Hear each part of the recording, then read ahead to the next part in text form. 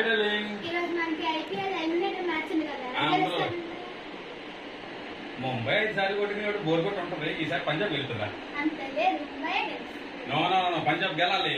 ముంబై గెలుస్తుంది. అయితే ఓ పని చేద్దాం. సాయంకాలం అటెండ్ చేసి రాదు కానీ బుక్ క్రికెట్ చేద్దాం. ఓకే.